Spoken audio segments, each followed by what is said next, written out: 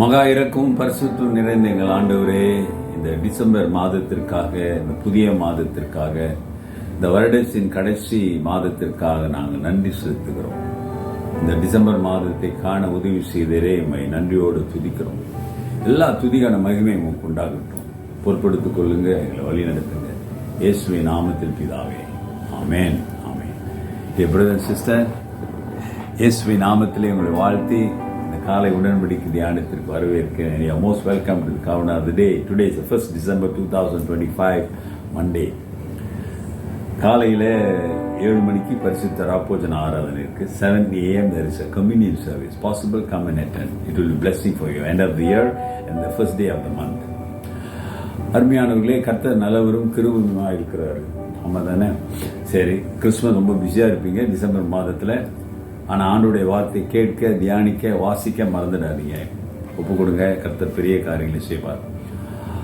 ஆண்டவர் இந்த பிசாசுகளை துரத்துக்கிறதுக்கான வழிமுறைகளை அல்லது என்ன செய்யணும்னு சொல்லித்தராரு. வரங்கள் கர்த்தர் கொடுக்கிறவர் தான். ஆனால் இந்த ஆவிகளை துரத்துக்கிற வரம் இருக்கே, அதற்கு பலம் வேண்டும். விசுவாசம் என்கிற அந்த பலம் வேண்டும். அதுக்காக தான் ஆண்டவர் உபவாசித்து ஜெபிங்கன்னு சொல்றாரு. காரணம், நீ உபவாசித்து ஜெபிங்க. காரணம், நீ விசுவாசத்தில் பலப்படாவிட்டால் எதிராளியை ஜெயிக்க முடியாது. அந்த எதிராளி பிசாசை நீ ஜெயிக்க வேண்டுமானால் you have to fast and pray. இது சீஷர்களுக்கு புரியவில்லை என்று நான் நினைக்கிறேன். ஏன்னா அங்க வசனமே சொல்லுது. இன்னைக்கு அதான் வசனம், mark 9:32, 9:32. But they did not understand this saying and were afraid to ask him. அவர்களோ இந்த வார்த்தையை அறிந்து கொள்ளவில்லை.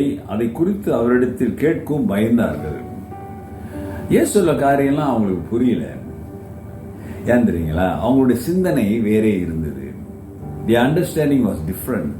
That's the reason they cannot understand what Jesus is trying to say. இயேசுவாமி என்ன சொல்லுகிறார் என்பதை அவர்கள் புரிந்து கொள்ள முடியாத காரணம், அவரோடு இருக்க வேண்டும் அல்லவா?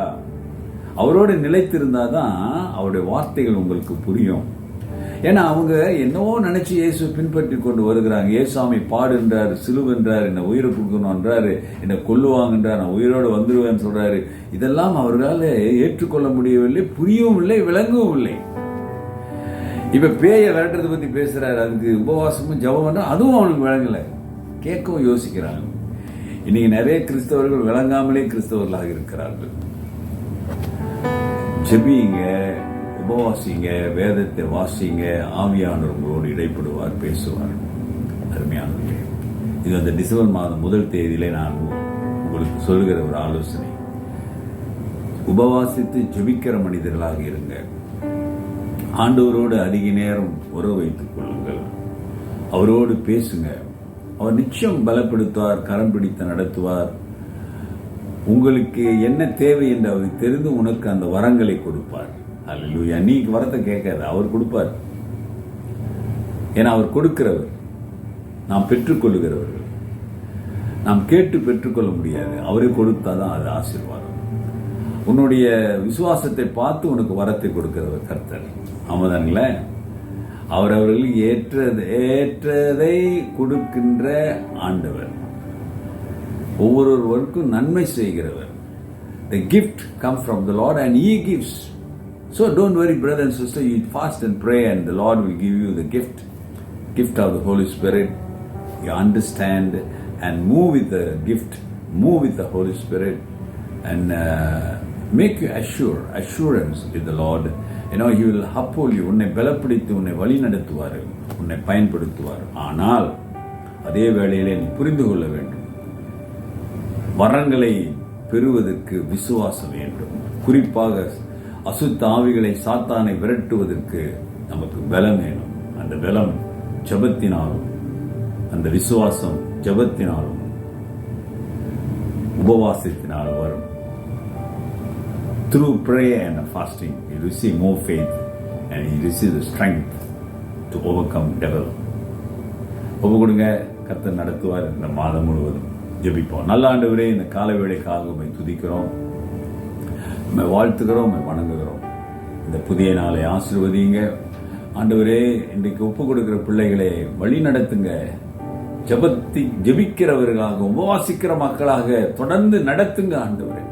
இந்த வருடத்தை நீர் ஆசீர்வாதமாக நான் முடிக்கத்தக்கதாக உதவி செய்யுங்க. வருகிற வருஷம் ஆசீர்வாதமாக இருக்கட்டும்.